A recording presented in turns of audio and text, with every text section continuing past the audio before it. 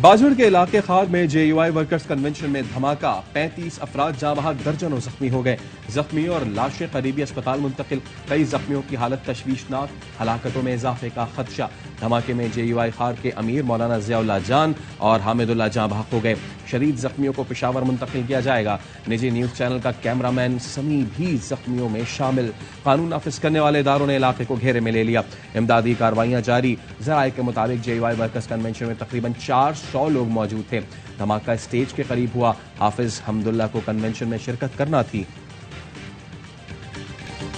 شدید زخمیوں کی پشاور منتقلی کے لیے پاک فوج کے ہیلی کاپٹر کی فراہمی، پشاور میں CMH اور LRH کو الرٹ کر دیا گیا۔ فورسز اور دیگر قانون نافذ کرنے والے اداروں کی جانب سے ریسکیو آپریشن جاری، سیکورٹی فورسز نے زخمیوں کو خون کے عطیات بھی دیے۔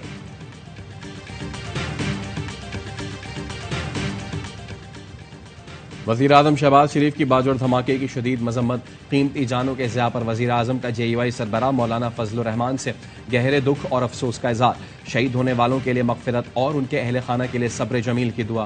وزیراعظم کی واقعے کی مکمل تحقیقات کر کے ذمہ داران کی نشاندہی اور زخمیوں کو بہترین طبی سہولتیں فراہم کرنے کی ہدایت۔ نگراں وزیر اعلیٰ خیبر پختونخوا اعظم خان کے باجوڑ دھماکے کی مذمت، واقعے کی تفصیلی رپورٹ طلب کر لی۔ RPO ناصر محمود کہتے ہیں باجوڑ دھماکہ بظاہر خودکش لگتا ہے، لیویز اور پولیس اہلکاروں نے سرچ آپریشن شروع کر دیا ہے۔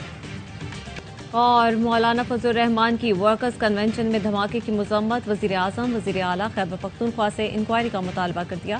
کہا JUI کے کارکنان اسپتال پہنچ کر خون کے عطیات دیں اور پرامن رہیں۔ پرتشدد انتہا پسندی کی روک تھام کا حکومتی بل سینٹ میں شدید مخالفت کے بعد ڈراپ۔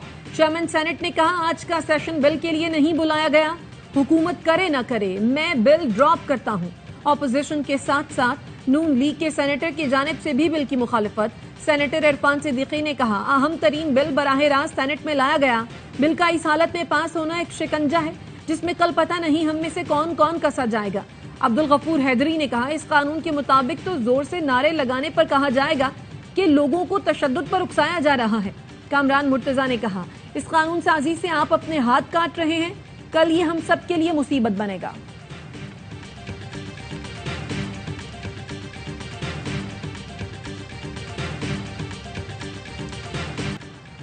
بل پاس کرانے والے پارلیمنٹ کے ذریعے جمہوریت کی تدفین چاہتے ہیں۔ یہ بل سیاسی جماعتوں کے خلاف اور جمہوریت کے تابوت میں آخری کیل ہے۔ سینیٹر مشتاق احمد کا سینٹ میں اظہار خیال، کہا یہ بل کل سیاسی جماعتوں کے گلے کا پھندا بن جائے گا۔ سینیٹر ہمایوں مومن نے کہا بل کی ایک شق سے بو آ رہی ہے کہ اس میں PTI کو ہدف بنایا جا رہا ہے، اس کے دورس نتائج مرتب ہوں گے۔ ایسے ہی قانون سازی کرنی ہے تو بہتر ہے مارشل لا لگا دیں۔ سینیٹر طاہر بزنجو نے بل کو جمہوریت پر کھلا حملہ قرار دیا۔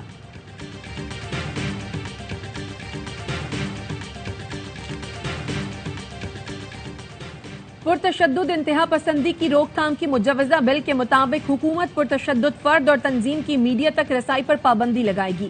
پرتشدد انتہا پسندی میں دوسرے کو طاقت کے استعمال، تشدد، دشمنی کے لیے اکسانا شامل ہے۔ حکومت پرتشدد تنظیم کے اثاثوں کی چھان بین کرے گی۔ پرتشدد تنظیم کے رہنماؤں، عہدیداروں اور ارکان کے پاسپورٹ ضبط، اسلحے کے لائسنس منسوخ اور اثاثے منجمد کر دیے جائیں گے۔ پرتشدد تنظیم کو الیکشن میں حصہ لینے کی اجازت نہیں ہوگی۔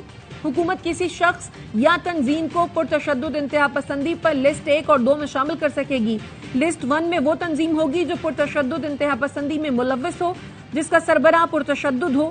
نام بدل کر دوبارہ منظر عام پر آنے والی تنظیمیں بھی شامل ہوں گی۔ لسٹ 2 میں پرتشدد ادارے، لیڈر یا پرتشدد ادارے کی مالی معاونت کرنے والے بھی شامل ہوں گے۔ خواجہ آصف نے بتایا میاں نواز شریف نے واپس آنے کے لیے جس قمر جاوید باجوہ کا نام جلسوں میں لے کر اپنی حکومت کے خاتمے کا بیانیہ بنایا، اسی قمر باجوہ کی ایکسٹینشن کے لیے زور دے کر ووٹ دلوایا۔ سابق وفاقی وزیر فیصل واڈا کہتے ہیں چیئرمین PTI نے اپنی حکومت چلانے کے لیے ایکسٹینشن دی اور پبلک میں حکومت گرانے کا بیانیہ بنایا۔ آصف زرداری نے سندھ کو چلانے کے لیے ووٹ دیا اور پبلک میں اینٹی اسٹیبلشمنٹ بیانیہ بنایا۔ مولانا نے بھی بہتی گنگا میں ہاتھ دھوتے ہوئے اسٹیبلشمنٹ کو آنکھیں دکھانے کی کوشش کی۔ قمر باجوہ غلط ہیں یا PDM پلس PTI سمیت ساری 14 جماعتیں؟ وقت آ گیا ہے کہ ہم آزمائے ہوئے لوگوں کا ماضی نہ بھولیں۔ اس ملک میں صرف کلفی والے کو 3 ماہ کی جیل ہو سکتی ہے۔ جج کی بیوی کو معصوم بچی پر بہیمانہ تشدد کرنے کے باوجود پولیس ضمانت ہونے سے پہلے تک گرفتار نہیں کرتی، اور اس سے بڑا شرمناک واقعہ یہ ہے کہ ضمانت بھی دے دی جاتی ہے۔ वजीर इत्तलात मरियम औरंगजेब की घरेलू मुलाजमा रिजवाना पर तशद्दुद की शदीद मजम्मत, कहा वजीर आजम शहबाज शरीफ ने वाकई का नोटिस लिया है। हुकूमत हर मुमकिन किरदार अदा करेगी ताकि जुर्म करने वाले कानून के मुताबिक सजा पाएं। इस बच्ची को इंसाफ देना अदलिया की साख के लिए बहुत बड़ा इम्तिहान है। चेयरमैन पाकिस्तान उलमा काउंसिल हाफिज ताहिर महमूद अशरफी कहते हैं, एक मुनसफ के घर में बच्चे के साथ जुल्म और ज्यादती हुई, रात को अदालत लगी और न ही कोई सो मोटो हुआ। क्या रिजवाना पाकिस्तान की बेटी नहीं? मेयर कराची ने न्यू कराची समेत दीगर इलाकों में पानी की सप्लाई बंद करा दी। नाजायज कनेक्शन के नाम पर पानी की लाइनें काटी गईं। अमीर जमात इस्लामी कराची हाफिज नईम कहते हैं, पानी की बंदिश के खिलाफ कल 10 मकामात पर धरना देंगे। कराची अब बोलेगा और जोर से बोलेगा, पीपल्स पार्टी की हकीकत सामने लाएंगे।